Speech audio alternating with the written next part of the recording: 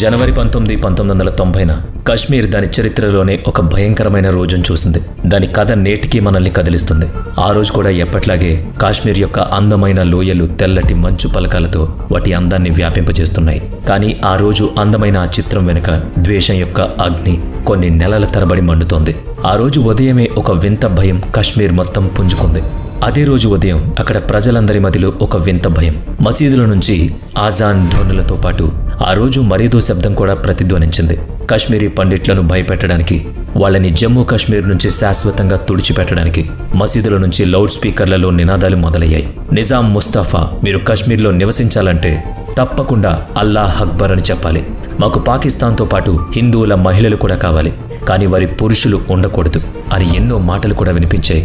ఇది కశ్మీరీ పండిట్లను వారి స్వంత భూమి నుంచి నిరాశ్రయులను చేయడానికి అక్కడ ముస్లింలు చేసిన యుద్ధ ప్రకటన. ప్రతి వీధిలో, ప్రతి ప్రాంతంలో పండిట్ల ఇళ్ల గోడలపై పోస్టర్లు కూడా అంటించారు.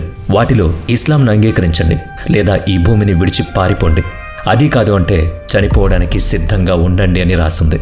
ఆ తర్వాత కశ్మీరీ పండిట్లను బహిరంగంగా చంపే ప్రక్రియ మొదలైంది. కశ్మీరీ పండిట్ల జనాభా అంతా భయంతో కాశ్మీర్ వదిలి వెళ్లాల్సి వచ్చే విధంగా వాళ్ళని చంపారు. ఈ ద్వేషం శతాబ్దాల నాటి నమ్మకాన్ని బూడిద చేసింది. శతాబ్దాలుగా తమ పూర్వీకుల చితాభస్మాన్ని పాతిపెట్టిన భూమిలో నివసించిన కశ్మీరీ పండిట్లు ఇప్పుడు అదే నేలను విడిచిపెట్టాల్సి వచ్చింది. చిన్నపిల్లలు, వృద్ధులు తేడా ఏం లేదు. అందరూ రాత్రికి రాత్రే తమ ప్రాణాలను అరచేతిలో పట్టుకుని కశ్మీర్ను విడిచి పారిపోయారు. ప్రతి కన్ను కన్నీటితో తడిచింది. ప్రతి ఒక్కరి మనసులో ఒకే ప్రశ్న, అసలు మనం చేసిన తప్పు ఏంటి అని. తమ ఇళ్లను వదిలి వెళ్లని ఆ పండిట్ కుటుంబాల స్థావరాల్లో సామూహిక అత్యాచార సంఘటనలు జరిగాయి. వారిలో వందలాది మంది అమాయక పురుషులు దారుణంగా చంపబడ్డారు. వారి కళ్ల ముందే వారి ఇళ్లు బూడిదయ్యాయి, వారి భూములు ఆక్రమించబడ్డాయి, దేవాలయాలు కూల్చబడ్డాయి. ఇక్కడ జిహాదీలు ఎంతటి భయానక వాతావరణాన్ని సృష్టించారంటే అక్కడ మొత్తం 75,000 మంది కశ్మీరీ పండిట్ల కుటుంబాలుంటే కేవలం 2 సంవత్సరాల్లోనే 70,000కు పైగా కుటుంబాలు కాశ్మీర్ని విడిచిపెట్టాయి. వాళ్ళు టార్పాలిన్ కింద శరణార్థి శిబిరాల్లో తలదాచుకున్నారు. అయితే ఇదంతా అకస్మాత్తుగా జరిగింది మాత్రం కాదు. నిజానికి కాశ్మీరీ పండిట్ల వలస సంవత్సరాల క్రితం నాటిన ఓ టైం బాంబ్ లాంటిది. అప్పట్లో కశ్మీర్లో మెజారిటీగా ఉన్న హిందువులు మైనార్టీలుగా ఎలా మారారు, కశ్మీరీ పండితులు తమ సొంత దేశంలోనే శరణార్థులుగా మారడానికి కారణమేంటో తెలుసుకుందాం పదండి. దాని అందాలకు ప్రసిద్ధి చెందింది కాశ్మీర్. హిందూ నాగరికతతో శతాబ్దాల నాటి సంబంధాన్ని కలిగి ఉంది. కాశ్మీర్ అనేది సంస్కృత పదం. దీన్ని గ్రంథాల్లో ఋషుల భూమి అని కూడా పిలుస్తారు. ఒకప్పుడు భారతదేశంలో మౌర్య సామ్రాజ్యం విస్తరించినప్పుడు బౌద్ధ మతం కూడా ప్రచారం చేయబడింది. అశోక చక్రవర్తి ఇక్కడ బౌద్ధ మతాన్ని వ్యాప్తి చేశాడు. బౌద్ధులను స్థిరపరిచే ఈ ప్రక్రియ కుషాణరాజు కనిష్క వరకు కొనసాగింది. చాలా మంది హిందూ రాజులు కశ్మీర్ను పాలించారు. ఇస్లాం మాత్రం 14వ శతాబ్దంలో ఇక్కడికి వచ్చింది. క్రమంగా ముస్లిం జనాభా బాగా పెరగడంతో అధికార సమతుల్యత మారడం మొదలైంది. అయితే 1819లో కాశ్మీర్ యొక్క రూపురేఖలు మరోసారి మారాయి. మహారాజా రంజిత్ సింగ్ నాయకత్వంలో సిక్కు సామ్రాజ్యం పాలన ప్రారంభించింది. కానీ 1839లో రంజిత్ సింగ్ మరణం తర్వాత సిక్కు సామ్రాజ్యంలో అస్థిరత ఏర్పడింది. దీని ఫలితంగా 1845-46లో జరిగిన మొదటి ఆంగ్లో సిక్కు యుద్ధంలో సిక్కులు బ్రిటిష్ వారి చేతిలో ఓటమి ఎదుర్కొన్నారు. దీని తర్వాత 1846లో అమృత్సర్ ఒప్పందం ప్రకారం బ్రిటిష్ వాళ్లు కశ్మీర్ను హిందూ డోగ్రా రాజు గులాబ్ సింగ్కు అప్పగించారు. నెమ్మదిగా కాశ్మీర్లో డోగ్రా పాలన మొదలైంది. 1947లో భారతదేశం స్వాతంత్ర్యం పొందినప్పుడు కాశ్మీర్ రాజు హరిసింగ్ గులాబ్ సింగ్ మునిమనవడు. కానీ స్వాతంత్రం తర్వాత పాకిస్తాన్ భారతదేశ కిరీటం అని పిలువబడే జమ్మూ కాశ్మీర్పై చెడు దృష్టి పెట్టింది. దాన్ని ఎలాగైనా భారతదేశం నుంచి లాక్కోవాలని కోరుకుంది. దీనికోసమే పాకిస్తాన్ 1947లో కాశ్మీర్పై దాడి చేసింది.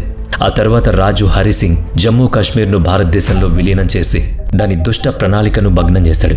అయితే ఈ దాడి కారణంగా కాశ్మీర్లో 1/3 వంతు పాకిస్తాన్ చేతిలోకి వెళ్ళింది. దీన్ని పాకిస్తాన్ ఆక్రమిత కాశ్మీర్ అంటే POK అని పిలుస్తారు.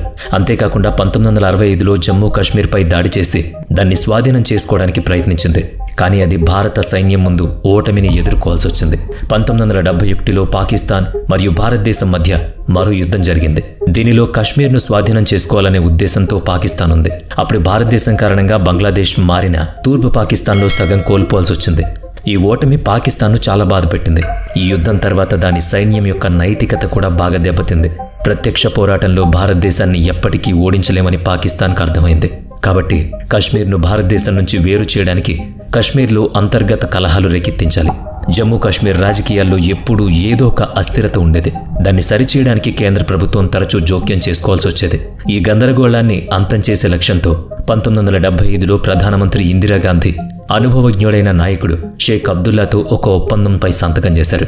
దాన్నే ఇందిరా షేక్ ఒప్పందం అని కూడా పిలుస్తారు. ఈ ఒప్పందంలో షేక్ అబ్దుల్లా ఆర్టికల్ 370 ప్రకారం జమ్మూ కాశ్మీర్ను భారతదేశంలో విలీనం చేయడమే లక్ష్యంగా ఉన్న కేంద్ర ప్రభుత్వం యొక్క కొన్ని నిబంధనలను అంగీకరించారు. పాకిస్తాన్ మరియు దాని మద్దతుదారులు దీనివలన తీవ్రంగా దిగ్భ్రాంతి చెందారు. ఈ ఒప్పందానికి వ్యతిరేకంగా ఒక పెద్ద వర్గం ఎదురు నిలబడింది. షేక్ అబ్దుల్లా తన సొంత రాజకీయ ప్రయోజనాల కోసం కశ్మీరియత్ మనస్సాక్షిని మోసం చేయడానికి అక్కడి ప్రజలను రెచ్చగొట్టాడు. Jamaat Islami, Kashmir people's league, Jammu Kashmir liberation front వంటి సంస్థలు ఈ ఒప్పందాన్ని వ్యతిరేకిస్తూ స్థానిక ముస్లింలను భారతదేశంపైకి ఎగదూశాయి.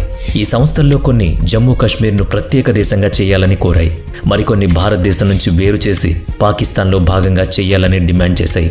ఇందిరా షేక్ ఒప్పందం తర్వాత ముఖ్యమంత్రి షేక్ అబ్దుల్లాకు వ్యతిరేకంగా కశ్మీర్ ముస్లింలలో ఒక కథనం ఏర్పాటు ప్రారంభమైంది. అందువల్ల తన రాజకీయ స్థానాన్ని కాపాడుకోవడానికి షేక్ అబ్దుల్లా కూడా క్రమంగా వేర్పాటు మార్గంలో నడవడం మొదలుపెట్టాడు. కశ్మీరీ ముస్లింలను తన వైపు ఉంచుకోవడానికి అతను కాశ్మీర్ హిందువులకు వ్యతిరేకంగా బహిరంగ నిర్ణయాలు తీసుకోవడం ప్రారంభించాడు. మసీదుల్లో మతపరమైన ప్రసంగాలు చేస్తూ కశ్మీర్ హిందువులను భారత సైన్యం యొక్క ఇన్నార్ములుగా పిలవడం స్టార్ట్ చేశారు. దీంతో పాటు అతను కశ్మీర్లోని దాదాపు 300 ప్రదేశాల హిందూ పేర్లను మార్చి వాటికి ఇస్లామిక్ పేర్లు పెట్టాడు. కశ్మీరీ పండితులు దీన్ని వ్యతిరేకించారు, కానీ అది ఎటువంటి ప్రభావం చూపలేదు. షేక్ అబ్దుల్లా యొక్క ఈ చర్యలతో పాకిస్తాన్ తన జెండాను క్షేత్రస్థాయిలో ప్రభావితం చేయడం మొదలుపెట్టింది. జమ్మూ కాశ్మీర్లో ఇదంతా జరుగుతున్న సమయంలో ఆఫ్ఘనిస్తాన్లో కూడా చాలా గందరగోళం నెలకొంది. సోవియట్ యూనియన్ ఆఫ్ఘనిస్తాన్లో సైనిక జోక్యం చేసుకుంది. అది కూడా దక్షిణాసియాలో తన ప్రభావాన్ని చూపించింది. అమెరికాకి ఈ ఆలోచన అస్సలు నచ్చలేదు. సోవియట్ యూనియన్ను ఆఫ్ఘనిస్తాన్ నుంచి తరిమి కొట్టడానికి అమెరికా ఆఫ్ఘన్ ముజాహిదీన్లకు ఆయుధాలు, డబ్బు మరియు శిక్షణ అందించాలని ప్రణాళిక వేసింది. పాకిస్తాన్ నిఘా సంస్థ ISI సహాయంతో పాకిస్తాన్లో ముజాహిదీన్ల కోసం శిక్షణా శిబిరాలను తెరిచారు. కొన్ని సంవత్సరాల తర్వాత ఆఫ్ఘన్ ముజాహిదీన్ సోవియట్ యూనియన్కు వ్యతిరేకంగా గెరిల్లా యుద్ధాన్ని ప్రారంభించింది. మొత్తానికి శక్తివంతమైన సోవియట్ సైనికులు తీవ్రంగా నష్టం కలిగించారు. దాంతో సోవియట్ యూనియన్ ఆఫ్ఘనిస్తాన్ను విడిచిపెట్టాల్సి వచ్చింది. ముజాహిదీన్ విజయం పాకిస్తాన్లో కశ్మీర్ లోయలో ఉగ్రవాదాన్ని ఆశ్రయించి కాశ్మీర్ను భారతదేశం నుంచి వేరు చేయగలదనే నమ్మకాన్ని కలిగించింది. ఆ పరిస్థితిలో పాకిస్తాన్ జమాత్ ఈ ఇస్లామీ, JKLF మరియు ఇతర మౌలికవాద సంస్థలకు డబ్బు చెల్లించి శిక్షణనిచ్చింది. వాటితో కశ్మీరీ యువతను తీవ్రవాదం వైపు నడిపింది. వాళ్లలో కొందరు కశ్మీర్లో హింసను వ్యాప్తి చేస్తూ అక్కడ హిందువుల హృదయాల్లో భయాన్ని సృష్టించారు. మరికొంతమంది రాజకీయ అస్థిరతను సద్వినియోగం చేసుకుని పాకిస్తాన్ జెండాకు ఆజ్యం పోసేందుకు పనిచేశారు. ఇంతలో 1982లో షేక్ అబ్దుల్లా మరణించాడు. నేషనల్ కాన్ఫరెన్స్ పగ్గాలు అతని కుమారుడు ఫరూక్ అబ్దుల్లా చేతుల్లోకి వచ్చాయి. మరోసారి 1983 జమ్మూ కాశ్మీర్ అసెంబ్లీ ఎన్నికల్లో జమ్మూ మరియు కాశ్మీర్ నేషనల్ కాన్ఫరెన్స్ గెలిచింది. ఫరూక్ అబ్దుల్లా ముఖ్యమంత్రిగా నియమితులయ్యారు. జమ్మూ కాశ్మీర్లో అనుభవం లేని ముఖ్యమంత్రి అధికారంలోకి రావడాన్ని చూసి పాకిస్తాన్ నియంత జనరల్ జియా ఉల్ హక్ చాలా ప్రమాదకరమైన ప్రణాళిక సిద్ధం చేశాడు. దీన్ని జియా ప్లాన్ లేదా ఆపరేషన్ తుపాక్ అని కూడా పిలుస్తారు. ఆపరేషన్ తుపాక్లో 3 దశల ప్రణాళిక ఉంది. మొదటి దశలో ఉగ్రవాదులకు పాకిస్తాన్ మరియు POKల్లో శిక్షణ ఇవ్వాలి. రెండో దశలో కశ్మీర్లో చొరబాట్లు చేసి వాళ్ళని లక్ష్యంగా చేసుకుని హత్యలు, బాంబు పేలుళ్లు జరపాలి. మూడవ దశలో పెద్ద ఎత్తున తిరుగుబాటుదారులను ప్రేరేపించి ముస్లిం ఆధిపత్య కశ్మీర్ను భారతదేశం నుంచి వేరు చేయాలి. పాకిస్తాన్లో శిక్షణ పొందిన ఉగ్రవాదులు కశ్మీర్లోని వివిధ ప్రాంతాల్లో స్థిరపడ్డారు. అక్కడి ప్రదేశాలను లక్ష్యంగా చేసుకుని హత్యల పరంపరను మొదలుపెట్టారు. 1984లో జరిగిన ఒక సంఘటన ఈ మండుతున్న పరిస్థితులకు మరింత ఆద్యాన్ని పోసింది. JKLF వ్యవస్థాపక సభ్యులు మక్బూల్ భట్ను ఢిల్లీలోని తిహార్ జైల్లో ఒక పోలీస్ అధికారి హత్యకు 1971లో ఇండియన్ ఎయిర్లైన్స్ విమానాన్ని హైజాక్ చేయడానికి కుట్ర పన్నినందుకు ఉరితీశారు. వారి నాయకుడి మరణం JKLF ఉగ్రవాదులకు అస్సలు నచ్చలేదు. ఆ తర్వాత లోయలో ఎన్నో సమ్మెలు, ప్రదర్శనలు మరియు భారత వ్యతిరేక నినాదాలు చూశాం. అత్యంత ఆశ్చర్యకరమైన విషయం ఏంటంటే అప్పటి ముఖ్యమంత్రి ఫరూక్ అబ్దుల్లా అన్నీ తెలిసిన కళ్ళు మూసుకుని ఇక్కడ భారత వ్యతిరేక కార్యకలాపాలను ఆపడానికి బదులుగా ఆయన POKకి వెళ్లి JKLF యొక్క హషీం ఖురేషీతో వేదిక పంచుకున్నారు. దీనివలన ఫరూక్ అబ్దుల్లా కొన్ని విమర్శలు ఎదుర్కొన్నారు. ఇందిరాగాంధీ సూచనల మేరకు తాను హషీం ఖురేషీని కలవడానికి వెళ్లానని, అతని భావాలను అర్థం చేసుకోవడానికి చర్చలు నడిపి కశ్మీర్కు శాంతి తీసుకురావడానికి ప్రయత్నించానని స్పష్టం చేశారు. అయితే జూలై 2, 1984న ఇందిరాగాంధీ ఫరూక్ అబ్దుల్లాకు తన మద్దతును ఉపసంహరించుకుని తన బావమరిది గులాం మొహమ్మద్ షాను జమ్మూ కాశ్మీర్ ముఖ్యమంత్రిగా చేసినప్పుడు అతని వాదనలు నిరాధారమైనవిగా నిరూపించబడ్డాయి. నిజానికి గులాం మొహమ్మద్ షా కొన్ని సంస్కరణలు తీసుకొస్తారని ఇందిరాగాంధీ ఆశించారు. కానీ అతను అగ్నికి ఆజ్యం పోశారు. తన రాజకీయ స్థావరాన్ని బలోపేతం చేయడానికి గులాం మొహమ్మద్ లోయలో ఇస్లాం ఛాందసవాదాన్ని పెంచడానికి పనిచేశాడు. ఇలా చేసి తదుపరి ఎన్నికలకు మెజారిటీ ముస్లిం జనాభా మద్దతు పొందాలనేది అతని ప్లాన్. జనవరి 1986లో గులాం మొహమ్మద్ షా చాలా వివాదాస్పద నిర్ణయం తీసుకున్నారు. గతంలో జమ్మూలో హిందూ ఆలయం ఉన్న న్యూ సివిల్ సెక్రటేరియట్లో ఒక మసీద్ను నిర్మిస్తానని ఆయన ప్రకటించారు. ముస్లిం ఉద్యోగులు అక్కడ నమాజ్ చేయడానికి ఏర్పాట్లు చేయాలని కూడా ప్రకటించారు. ఆయన నిర్ణయం అక్కడి కశ్మీరీ పండితులకు అస్సలు నచ్చలేదు. కాబట్టి కశ్మీరీ పండితులు దీనికి నిరసనగా వీధుల్లోకొచ్చారు. తర్వాత కొన్ని రోజులకే హిందూ ముస్లిం ఘర్షణలు మొదలయ్యాయి. క్రమంగా ఈ ఘర్షణలు అల్లర్లుగా మారాయి. ఇది ఇక్కడ రక్తపాతానికి దారితీసింది. ఇందులో మరొక నిప్పు రగిలింది. ఫిబ్రవరి 1986లో ఉత్తరప్రదేశ్లోని ఒక జిల్లా కోర్టు అయోధ్యలో సంవత్సరాల తరబడి మూసి ఉన్న రామాలయాన్ని తిరిగి తెరవాలని ఆదేశించింది. కోర్టు యొక్క ఈ నిర్ణయం తర్వాత ముఖ్యమంత్రి గులాం మొహమ్మద్ షా ఇస్లాం ప్రమాదంలో ఉంది అని ముస్లింలను రెచ్చగొట్టాడు.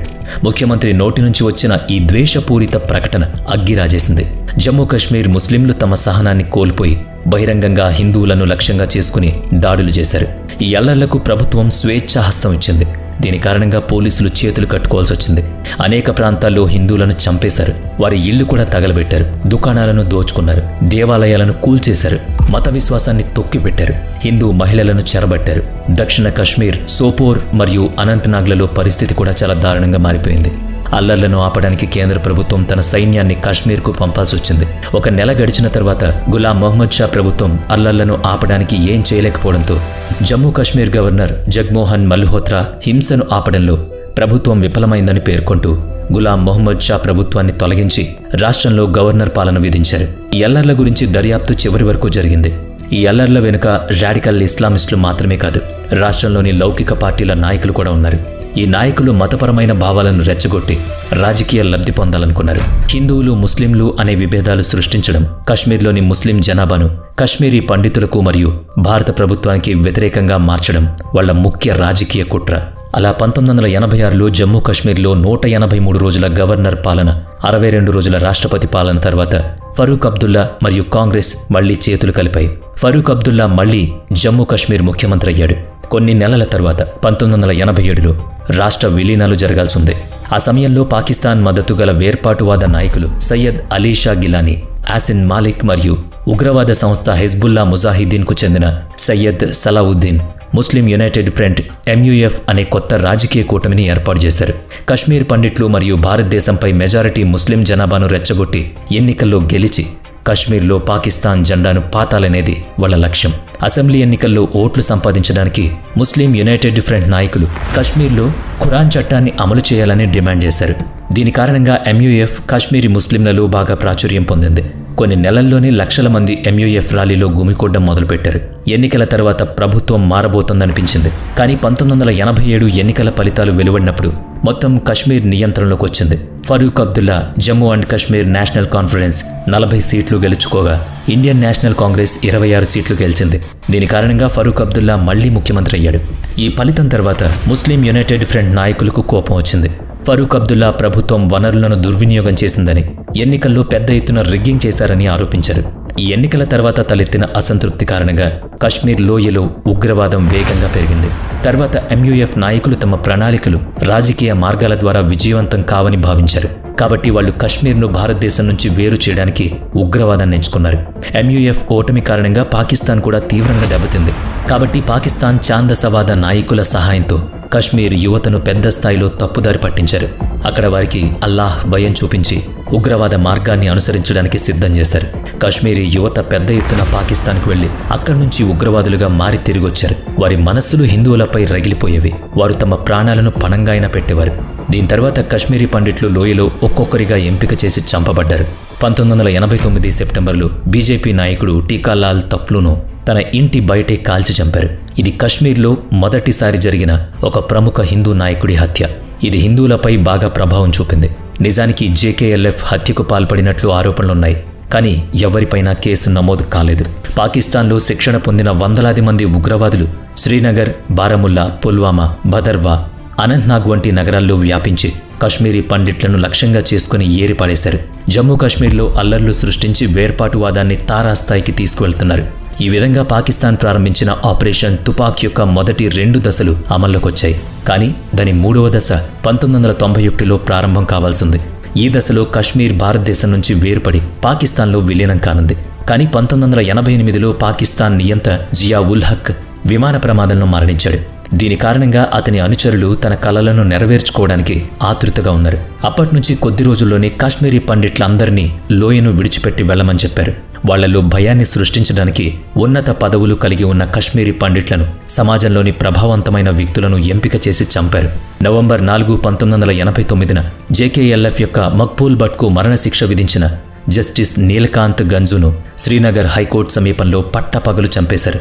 అంతేకాకుండా న్యాయవాది ప్రేమ్నాథ్ భట్ను అనంతనాగ్లోని అతని ఇంటి సమీపంలో కాల్చేశారు. ప్రభావవంతమైన కశ్మీరీ పండిట్ల హిట్ లిస్ట్ సిద్ధం చేసుకున్నారు వాళ్ళు. పండిట్లను కశ్మీర్ వదిలి వెళ్లమని బెదిరింపులు చేసి లోయలోని వార్తాపత్రికల్లో స్పష్టమైన అక్షరాలతో ముద్రించారు.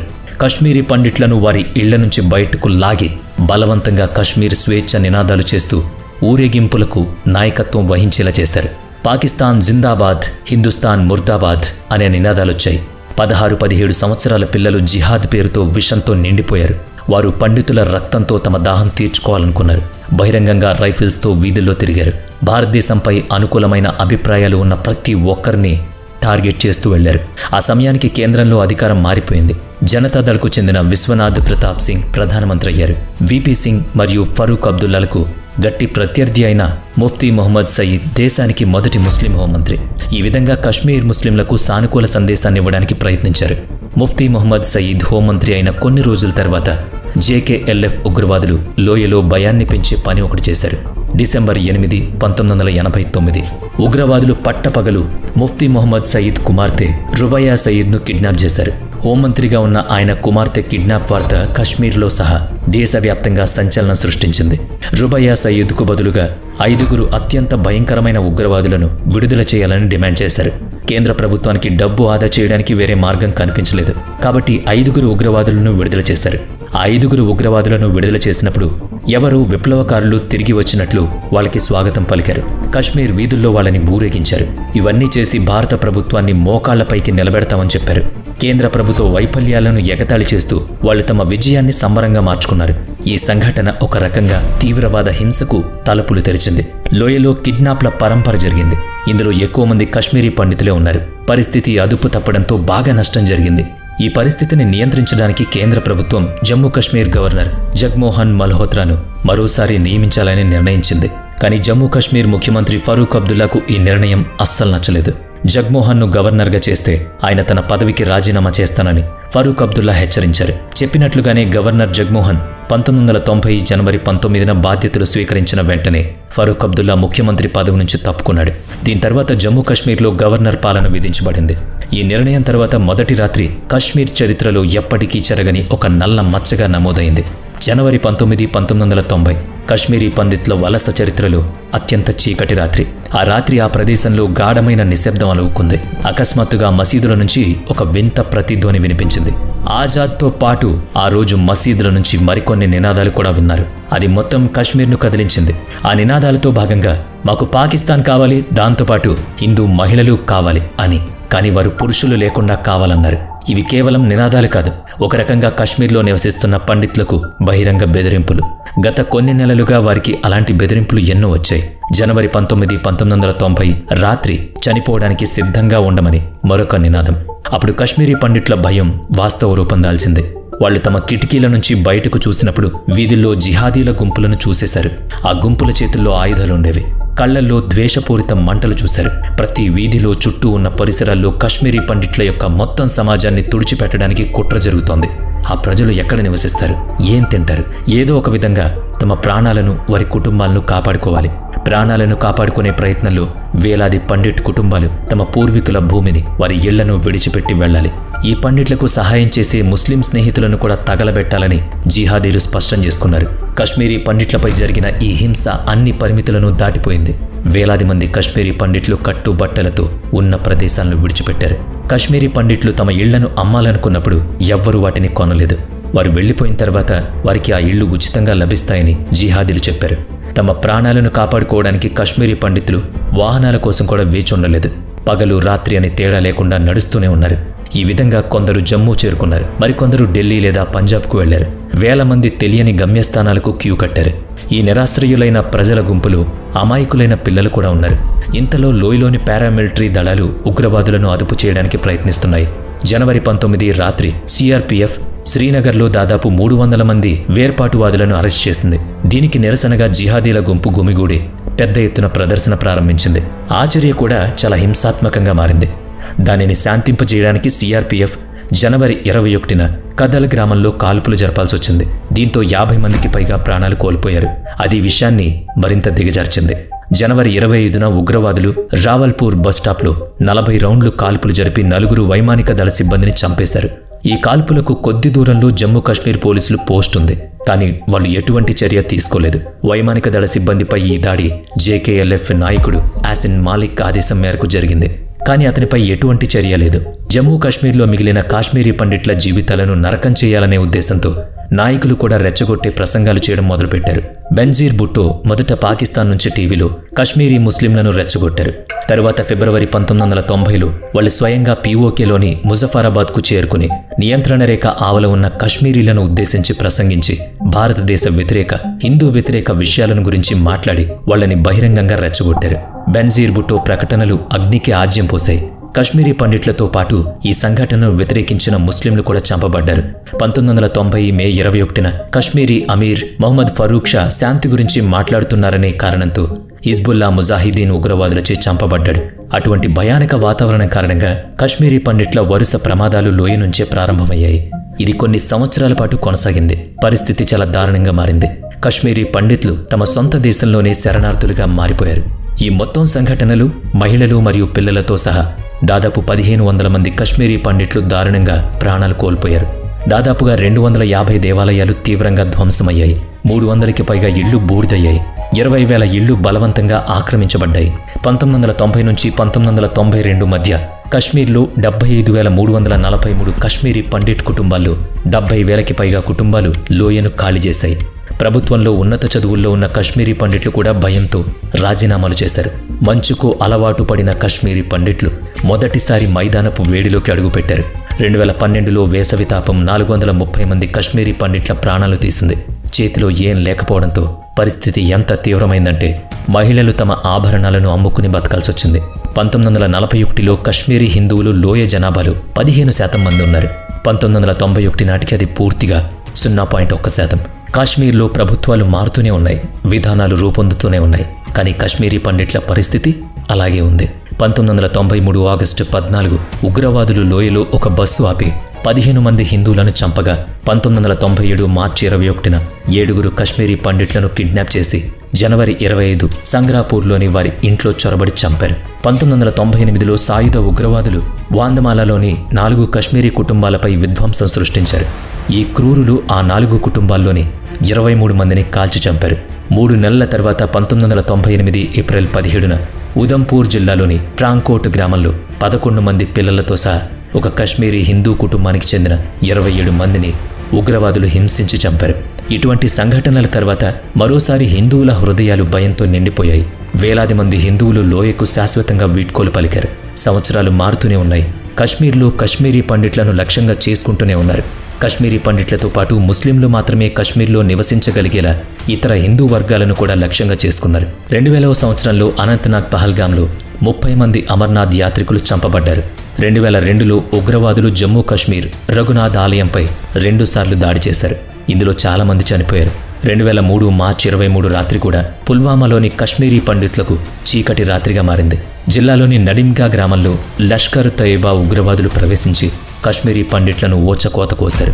రాత్రి 11 గంటలకు కాల్చి చంపారు. 11 మంది పురుషులు, 11 మంది మహిళలు, 2 పిల్లలు సహా 24 మంది చనిపోయారు. దీని తర్వాత వారి ఇళ్లను తగలబెట్టేశారు. నేటికి అక్కడి గోడలపై బుల్లెట్ల గుర్తులున్నాయి. ఇవి కశ్మీరీ పండిట్ల ఓచకోత కథకు ఒక మచ్చు తునక. వచ్చి వెళ్లిన ప్రభుత్వాలు ఎల్లప్పుడూ పండిట్లను ఇంటికి తీసుకొస్తామని మాటివ్వడం తప్ప వాళ్ళని ఎవరూ పట్టించుకోలేదు. కశ్మీరీ పండిట్ల ప్రయోజనాల కోసం మన్మోహన్ సింగ్ ప్రభుత్వం 2008లో 3000 ఉద్యోగాలు ప్రకటించినప్పుడు 168 కోట్లు ఖర్చు చేసి తరువాత కొన్ని సంవత్సరాల్లో 1800 మంది కశ్మీరీలను కశ్మీర్లో తిరిగి స్థిరపరిచింది. 2019 ఆగస్టు 5న మోడీ ప్రభుత్వం ఒక చారిత్రాత్మక నిర్ణయం తీసుకుని జమ్మూ కాశ్మీర్ ప్రత్యేక హోదాను ముగించి ఆర్టికల్ 370ని రద్దు చేసింది. దాన్ని 2 భాగాలుగా విభజించి కేంద్రపాలిత ప్రాంతంగా చేసింది. దీని తరువాత ఉగ్రవాదులు లోయలోంచి మాయమయ్యారు. కార్యకలాపాలు తగ్గాయి. పర్యాటకం పెరిగింది. స్థానిక ప్రజలు సాధారణ జీవితానికి తిరిగొచ్చారు. కశ్మీరీ పండిట్లను ఇక్కడ పునరావాసం కల్పించడానికి ప్రభుత్వం ట్రాన్సిట్ టౌన్షిప్ను కూడా ప్రకటించింది. 2021లో కశ్మీరీ పండిట్ల కోసం 1000 ఇళ్లు నిర్మించామని, ఇంకా 6000 ఇళ్లు నిర్మిస్తామని ప్రభుత్వం పేర్కొంది. కానీ 1990 నాటి ఆ భయంకరమైన జ్ఞాపకాలు కశ్మీరీ పండిట్ల హృదయాల్లో ఇంకా మిగిలే ఉన్నాయి. 2021 మార్చిలో 1990 నుంచి 2021 వరకు 3800 మంది కశ్మీరీ పండిట్లు మాత్రమే కశ్మీర్కు తిరిగి రాగలిగారని ప్రభుత్వమే పార్లమెంట్లో తెలిపింది. వీరిలో ఎక్కువ మంది ప్రభుత్వ సహాయ ప్యాకేజీ కింద ఉద్యోగాలు పొందిన వాళ్ళు. కశ్మీరీ పండిట్లు తమ ఇళ్లల్లో స్థిరపడాలని అనుకున్నప్పుడల్లా పాకిస్తాన్ స్పాన్సర్ చేసిన ఉగ్రవాదుల సంస్థలు తీవ్రవాదుల దాడులు చేయడం వల్ల కశ్మీరీ పండిట్ల గాయాలు మళ్లీ రేగుతూనే ఉన్నాయి. కశ్మీరీ పండిట్లు తమ ఇళ్లను విడిచిపెట్టి 35 సంవత్సరాలకు పైమాటే స్వదేశానికి తిరిగి రావాలనే వారి కల ఎప్పుడు నెరవేరుతుందో చూడాలి. మరి ఈ యాగాయిత్యాలపై మీ కామెంట్ ఏంటి?